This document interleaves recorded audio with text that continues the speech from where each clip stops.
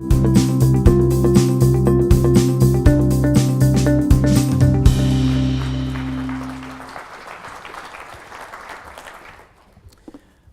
morning. I think this is going to be hopefully a little bit different because I want to talk about a different type of transformation. I want to talk about cultural transformation through storytelling, because I think our business, and I talk about business at its broadest, marketing, sales, HR, I think we've become obsessed with a model, and I want to try and suggest a different model. And that model is rooted in the techniques and skills and understanding of storytelling. So hence, restoring business. I think my Twitter thing is up there, Tasgal Hill. I live in a place in North London called Muswell Hill, so that's the reason for that. I never quite know what to call myself, and I'm not quite sure what lanyard I've been given today. But I describe myself now as a man of many lanyards, since they're all lying at home. So for example, I started to work in advertising agencies as a strategist and an account planner, and I still work with clients like the Bahamas Tourism Office. Somebody has to. And also Specsavers. I don't know if there was somebody in from Guernsey today. A couple of other clients that I work with who might be here. I've worked with Fred Olsen, Weetabix, etc.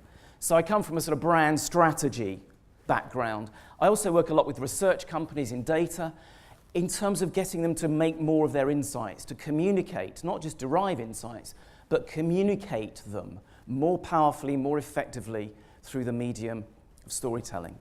I also lectured at a couple of other universities. I trained for the Chartered Institute of Marketing and the Market Research Society. And that's not vanity. Anyone guess which film this is? Someone said it, yeah?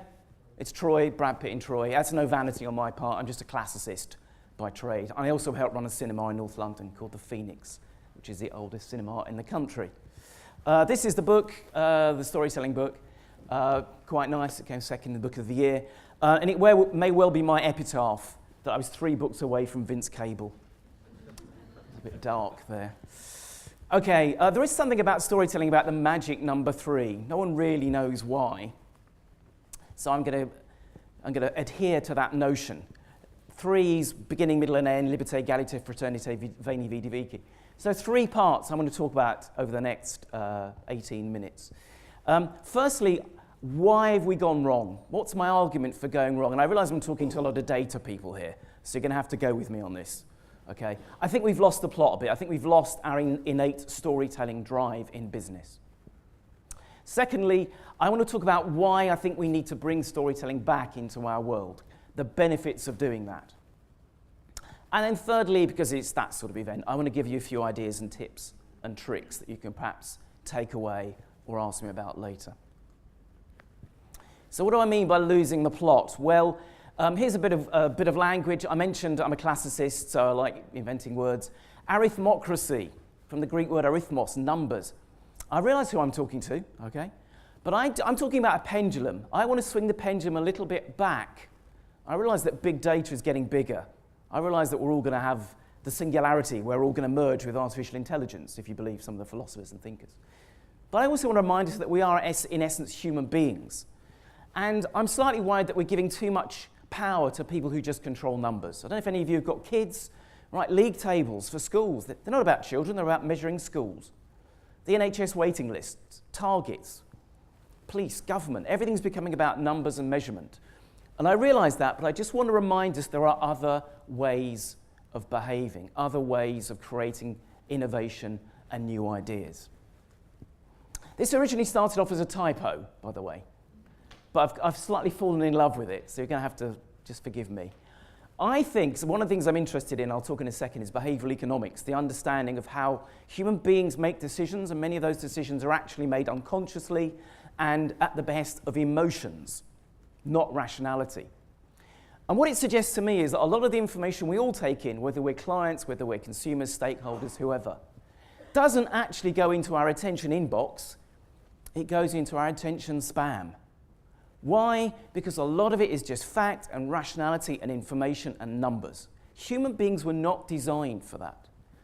So one of the reasons I think we've gone wrong is misunderstanding the basic ways in which human beings take in and respond to information. What shape is this, by the way? Quick question. It's a triangle. It's not a pyramid. If anyone tells you it's a pyramid, they probably work in advertising.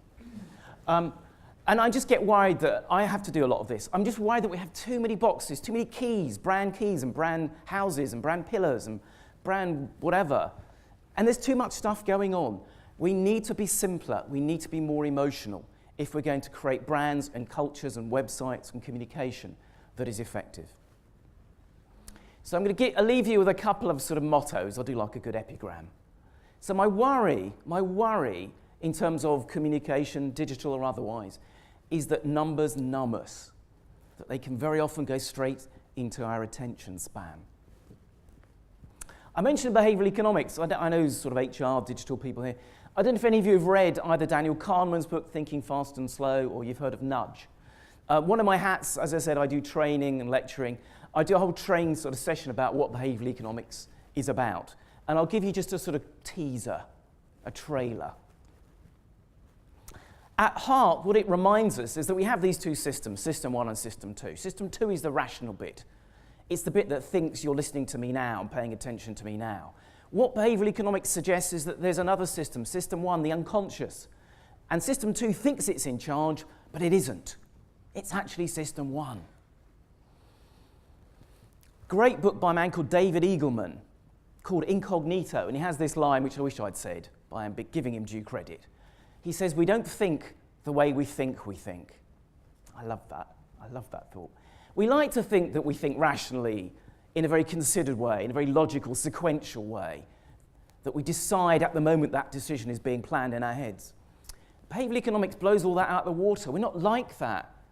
What we actually do is we are prey to lots of unconscious emotional processes, most of which we have no idea of. There are 6 universal emotions: happiness, sadness, fear, anger, surprise, disgust, since you ask. Surprise is one of them. There's a very good evolutionary reason for that. Anything that's surprising is going to be evolutionarily useful for us. So why don't we use surprise more? I'm very annoyed and depressed and irritated by how much stuff I see or I get, which is just telling me stuff I know.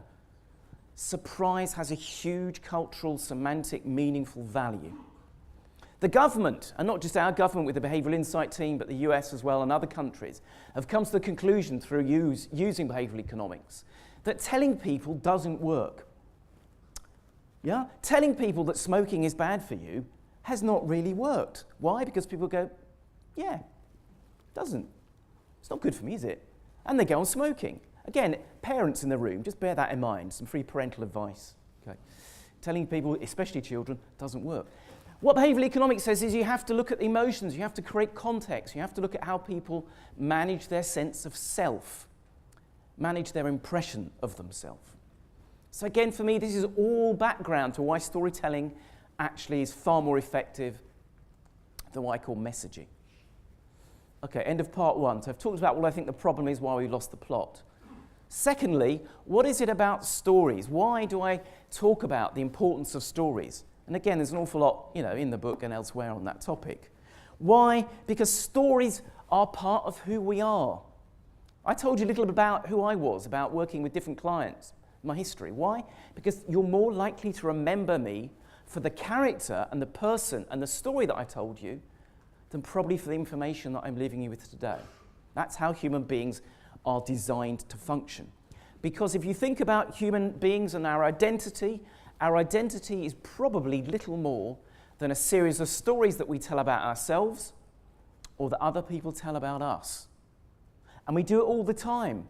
We make sure that sometimes we emphasize certain stories that flatter us a bit more than certain other stories that maybe don't. And we cull some of the older stories and we bring in some new ones. Because story is about self. But also not just about identity, story creates status. Historically, great storytellers, great bards, people like Homer and Virgil would gain an awful lot of their status through being able to hold a room by telling a story. And that hasn't changed. Think about, J.K. Rowling. Think about stand-up comedians. That's what they do. Secondly, I'm going to mention a little bit of neuroscience, but I'm, again, obliged to. Lots of work's been done looking through biology, chemistry, neuroscience. And it suggests that there's a molecule called oxytocin, which is generated, for example, when women are breastfeeding or feeding their children. And that molecule is actually generated in our blood when we're listening to stories. And that molecule is about building empathy and trust. So again, that's what storytelling naturally does for us. And also, if you look at fMRI scanners, when people are telling a story and they're listening to a story, the part of the brain that lights up both in the person who's telling the story and in the audience is the part of the brain that is linked to empathy. And if there's one thing we know about human beings, it's the central importance of empathy, being able to feel other people's emotions and feelings. Storytelling is also playful. I realize that a lot of people here today think about seriousness and data and heaviness and stuff like that. I'm not against that. I'm just saying storytelling is naturally more playful. It allows us to construct hypotheses, what ifs, which is brilliant when you're looking at brands or innovation or new ways of thinking. Code it as a story. Don't code it in some sort of marketing-y, business-y language. And finally, I like the word gossip. Human beings, again, are designed to share social information through gossip. And storytelling is great, because storytelling is a way of sharing gossip amongst people by saying, that was good, did you hear that? What did you feel about that? But above all, storytelling works because it is universal and natural. Of course, our entire species is not a single group, not a single tribe or faith or religion that doesn't have storytelling. The same cannot be said of Excel or PowerPoint. This is another word, excuse me my neologisms. Carnivores eat meat, herbivores eat grass, vegetables. For me, human beings are semivores. We consume meaning, semantics, semiotics. So let's forget about information and facts. Let's concentrate on delivering meaning, whether it's internal communications, whether it's external communications. Let's try and focus on something that human beings are actually naturally designed to work with and process.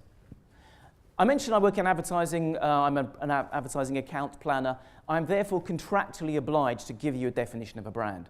Okay? So this is my definition. As I say, Twitter's up there. If you want to cite me, please credit it. For me, a brand can be defined as a tribe of shared meaning.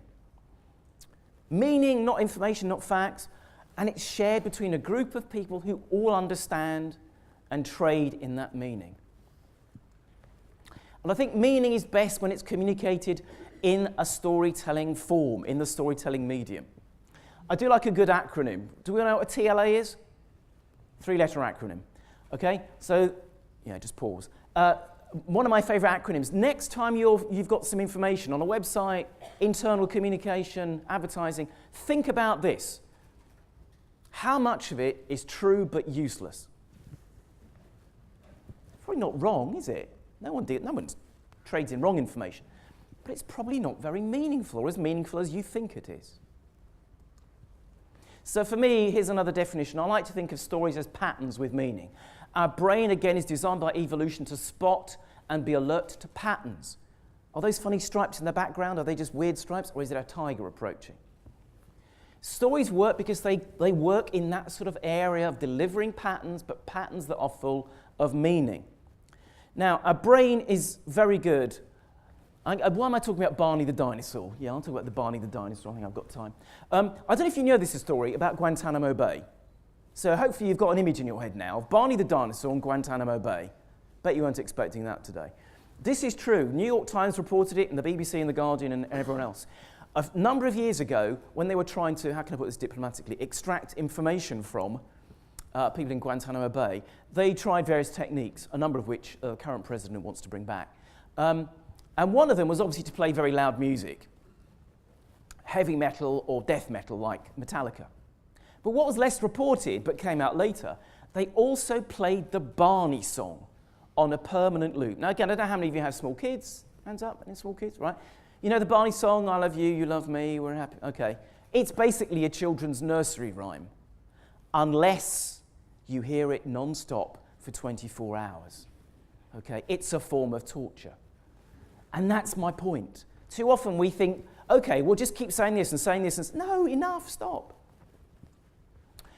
I talked about patterns. Our brain loves patterns. Our brain is always looking for patterns, even where there are no patterns and there's no meaning. So again, a little bit of interaction, audience interaction. Tell me what you see here. What is this a picture of? It's a croissant or a bun. What else actually is your brain seeing? Who is it? Mother Teresa, bonus point. This is Mother Teresa, yeah? Clearly. This is something called pareidolia. It's a Greek word meaning almost image. Our brain is always looking to invest more meaning in whatever it sees, particularly faces, because again, that's how we are, a super social species. This is called in the trade, by the way, the nun bun, if you ever need to know. So our brain is always looking out for patterns of meaning. This is another example. This is a kettle that was advertised by J.C. Penney in the US. It's just a kettle, isn't it? It's just a kettle, right? Until somebody else pointed out, actually it looks like Hitler. So it's now known in the trade as the Hitler kettle. So for me, this is about not messaging. Messaging for me, in the term that I use it, is telling people stuff again and again and again. Massaging is making people feel good, appealing to their emotions, understanding how my brand or my communication or my website is going to make them feel good or feel right. Last 5 minutes, wrap up. Some tips and tricks about storytelling. I can only just give you a flavour of that now. How do I define stories in the sense that I've been building up? For me, stories take information, they translate it into emotion, and they create empathy. And again, all of that, with the possible exception of information, is what human beings have been designed by hundreds of thousands of years of evolution to work with. Information data is a very, very late arrival in this, but emotion and empathy are not. They are what makes us human. So I'm just going to give you 3 tips about storytelling before I leave, and there might be a couple of minutes for questions, possibly. The thing about storytelling above all is it makes us care. And I want you to think about that, perhaps, in the rest of the day and as you go back, along with all the other presentations. How can we make people care about our brand, our service, our website, our leaflet, our brochure, whatever? I'll talk a bit about what the golden thread is. That's the subtitle of the book. That's why it's in gold. That's why there's a little bookmark, which is gold. And thirdly, I now regret the use of that verb, but characters trump facts. It was so good a few months ago. So let me just talk briefly about all those 3 things. So make people care. Storytelling works because we care about characters. We care about the heroes and the villains. We care about the conflict. We see good and evil. That's why storytelling naturally just carries us together on a shared journey. So think about how you can actually make people not just think about your brand, but feel about your brand or your service or your website. I'm talking more about feelings than facts here. Because human beings, by and large, care more about people than things. Not all the time, but most people most of the time. I'm not going to say anything about this. This is about a year and a bit old. This is a story of one child, one soldier. For all the data, for all the stuff that you've heard about refugees and Syria and the crisis and immigration, this is going to be far more important, far more powerful, and system 1, your emotions will react to it before you even get a chance to think about it. A golden thread, again, I'm a classicist, and if any others in the room, I tend not to find that to be the case. Theseus and the Minotaur. Theseus tried to defeat the Minotaur the way he did. He went into the maze. He fell in love with Ariadne. Ariadne said, the only way you'll get into the maze, slay the Minotaur and come out, is if I give you a golden ball of thread, which you take it all the way into the center of the labyrinth, and then when you've slain the Minotaur, because that's what they did in those days, when you've slain the Minotaur, you'll find your way back out through the thread. My point is a story has a thread. Too often, whether it's presentations or communication or websites, it's just stuff all over the place. Create a thread, create a story, create a skeleton, create a structure. Then the brain will go along with you. It's a really profound point, and it's why so many presentations that I see when I'm lecturing or whatever fail, because there's no thread and you just don't know where you're going. And my final point, character trumps facts. I don't know the rational sort of benefits of a lot of these brands, but I certainly know how I feel about them. I know how I feel about Virgin. You know, it's slightly cocky, it's slightly arrogant, it's slightly rock and roll. Jack Daniel's, again, it's not about the nature or the brewing, or whatever you do with whiskey. It's about the people. It's about Jack Daniel himself. It's about Lynchburg, Tennessee. And I'm absolutely convinced that's one of the reasons why that brand is so successful. And I've done a lot of work with Specsavers, but I can't go through it now. Channel 4 talk about they have a mission for mischief. What a great word that is. Mischief. It's a fantastic way of defining what that company is about, what the brand is about, what the channel is about. I want to show you this ad now.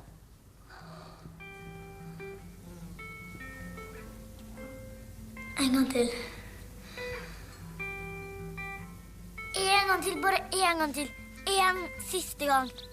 Please!